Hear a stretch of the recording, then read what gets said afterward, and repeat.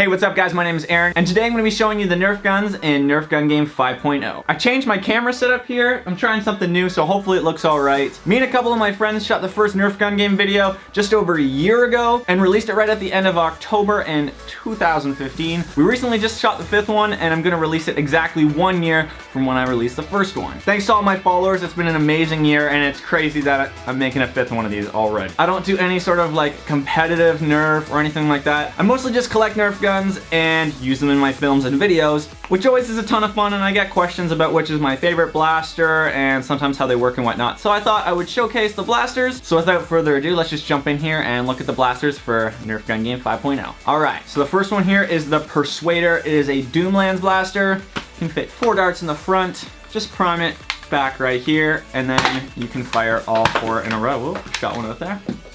Yeah, this one kind of has a problem. Here, and oh my gosh, this thing is kind of broken. I'm not sure if it's just this one, but I believe if you don't prime the Persuader properly, the darts can accidentally come out. So that is definitely a problem, and we had a problem while shooting with the video as well. Some of the guys were using this one, and the darts kept coming out. But if it didn't have that problem, I think it's pretty cool. I like the size of it, the fact that it fits 4 darts in the front. I hate the blasters that it only has 1 dart in it at a time. For example, this blaster right here, you have to put 1 dart in, put it back, fire. Prime it back, 1 dart, fire. That's such a waste of time. I don't know why they would design it like that. Not a big fan of that, so I like blasters like this. As many darts as can hold at once, and then you can just prime and fire as fast as you can. I think it looks cool. Doomlands are always awesome because you can see the internals of the blaster, and I think it works good as a first gun. Up next, we got the Dart Tag. I believe these are called the Hyperfire. These are older blasters, and we dual wield them in the video. Dual wielding isn't very practical for non-flywheel or battery powered or the electric blasters, such as the Strifer that you can just hold and fire and shoot both at once. But it still looks cool in the video that you're holding a red and a blue gun. You just gotta prime them both. These darts don't fit in these. These aren't the actual darts that are supposed to go in here, that's why. And then, go. Prime them again. And there you go. Here's the Side Strike. This is a Zombie Strike blaster. Has a holster. So you just put it right on your belt or your pants or whatnot. And it surprisingly actually comes in and out really easy. Do crazy spins. There you go. Relatively simple to fire as well. One. Let's put a dart in there. And there you go. It's always annoying that it just couldn't fire all 3 in a row, but hey, whatever. The holster's pretty cool, and it's pretty simple to use and fire. Here's the Hammershot, another Zombie Strike blaster. You can fit 5 darts in the front. Really like this one. Super easy to reload, super easy to fire. Slam fire and whatnot. The drum rotates easy, super easy to load, super easy to use. Modders use this all the time. Lord Drac loves the Hammershot, and I definitely too. I actually modded one myself recently, and there'll probably be a separate video for this.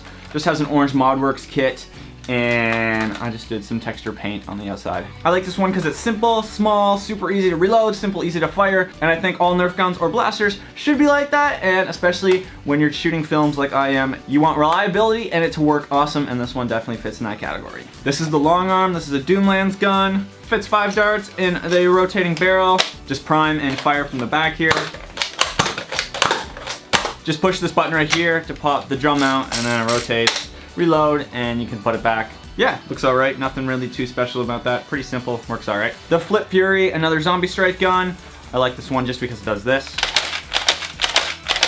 How cool is that, right? So hold 6 in each drum, so that's a total of 12 darts. Fire 6.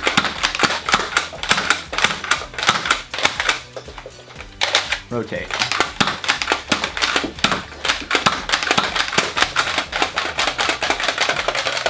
I've used this one in a bunch of my videos, especially the first Nerf Meets Call of Duty Zombies video I did. And it's extremely reliable, doesn't jam, easy to reload, the drums rotate easy, and that's just way too cool, man. This is the Stockade. This is a flywheel blaster, so you can just turn it on right here. I'm pretty sure there's 3 AA batteries I put in there. Stock can hold some extra dots. Pull the trigger.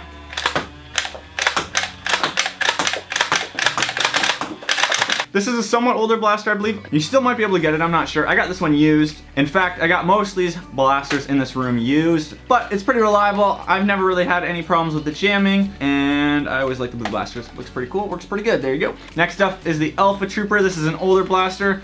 Don't think you can really get this anymore. Even when Lord Draconical was here, he pointed it out and was kind of surprised that I had one. At least I think it was this one it was pointed at. I'm pretty sure it was this one. Prime it at the front here, and there you go. I like this so much better than the Recon or Retaliator. They both prime from the top here.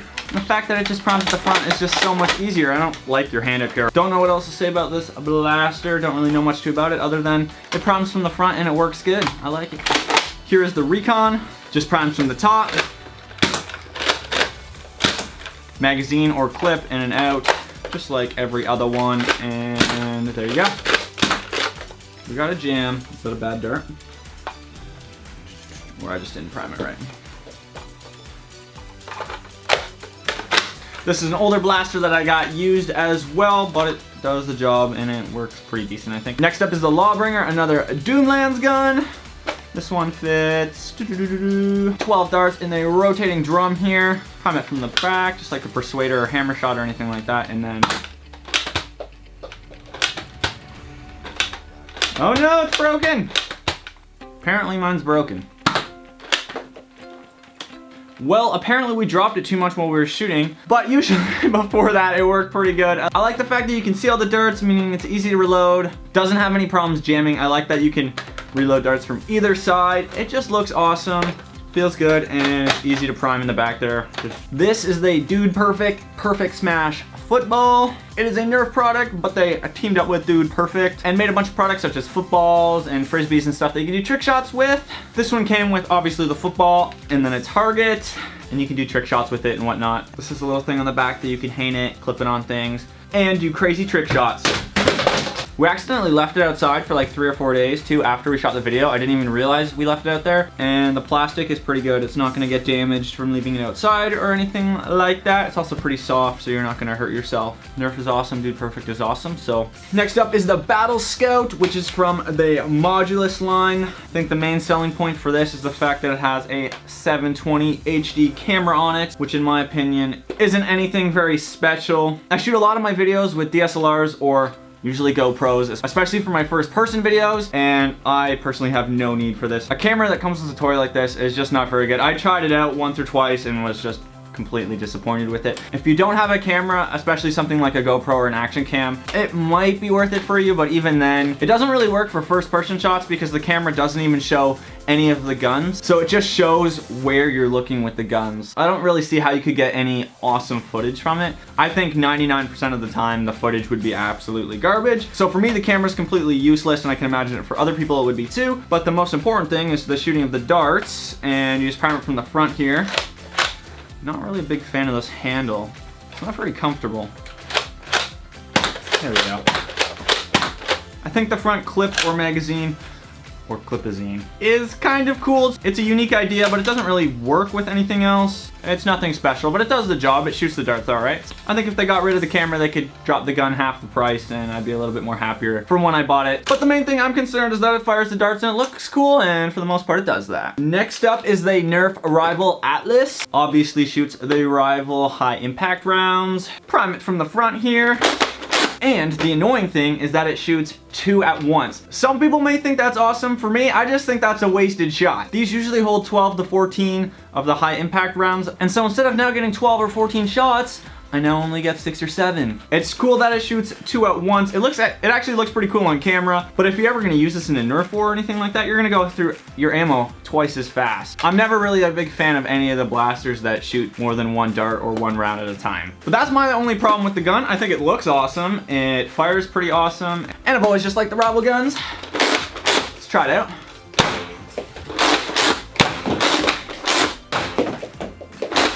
Rival Atlas. Look at this machine. This is the Rival Chaos.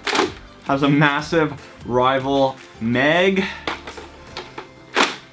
I only have the one loaded right now, but I think it can fit like around like 40 or 50, which is pretty awesome. It also is automatic, as it is battery powered. Rev it up right here.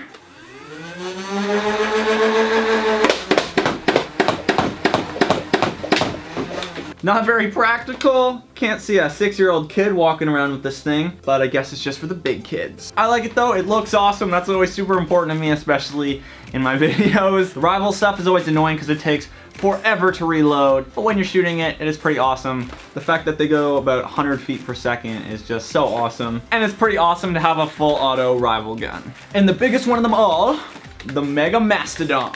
This is without a doubt one of my all-time favorite Nerf guns. First, it's just massive and it looks awesome. So you don't have to prime it at all, you just pull the trigger. This one's also full auto. I love the Mega guns. As I said earlier, I like blasters where you don't usually have to deal with any magazines, and I like blasters that are extremely easy to reload. This rotating drum rotates super easy, meaning it's super easy to reload. Not when you completely empty it and you have to reload all 24 though. I also like the Mega Darts because they're bigger, they're bright red, meaning they're easier to see through the air, they're easier to see on camera, and they're a lot harder to lose, which is a constant problem with Nerf darts, especially on my shoots when we're running around in sand gravel pits or on paintball fields or whatever. You lose a lot of darts, and these are a lot easier to find, and they're also easier to see while flying through the air on camera because they're bigger and bright red. The Mastodon is also just super reliable. Barely had any issues with it jamming. It always just seems to fire.